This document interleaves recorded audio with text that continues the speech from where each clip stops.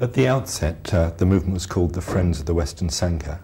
A little later, the name was changed to the Friends of the Western Buddhist Order. And as you've said, right from the outset, you envisaged a movement run by Buddhists, which, thinking further, you reflected had to mean those who'd gone for refuge.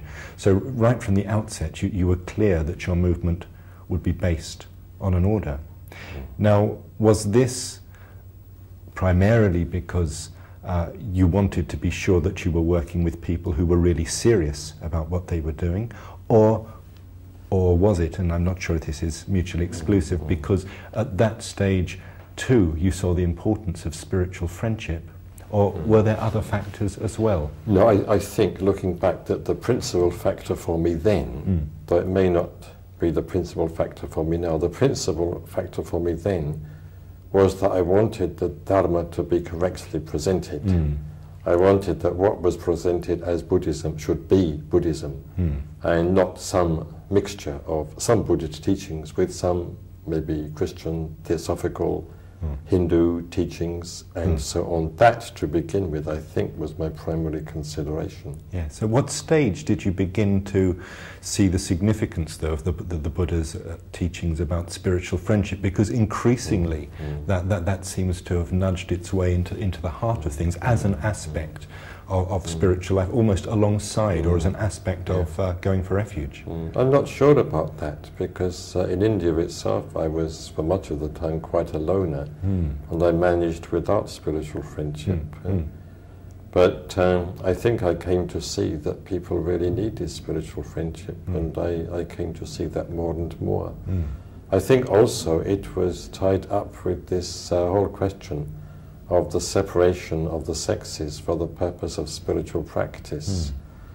To begin with, people used to come along very often in couples, and it was thought that one could practice Buddhism as a couple or even as a family.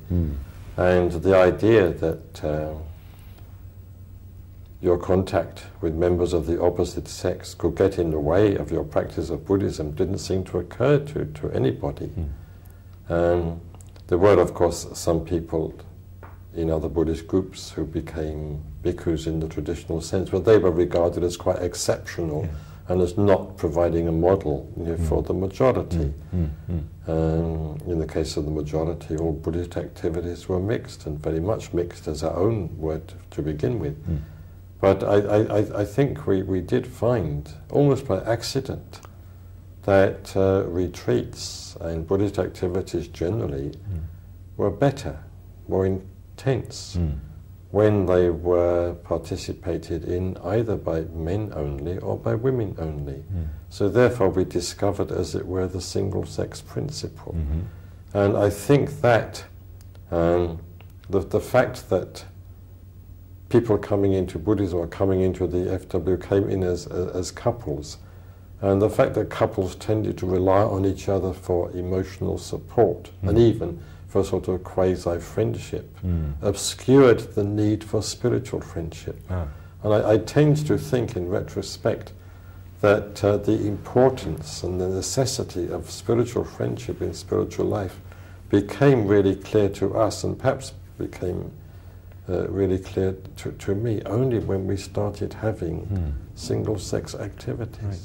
Right. So you would not say that in the earliest days you envisaged founding a movement based around an order because you saw at that stage the vital importance of spiritual friendship. You were thinking more in terms of the need to have people who were clear about the Dharma, who were committed to it and who could expound it. Yes, I think I was more concerned at that stage, in fact much more concerned about having a movement that was genuinely Buddhist, in the sense of being purely Buddhist, and not presenting as Buddhism something that was not Buddhism. And I saw so many examples of that sort of thing at the time, both in India and in Britain.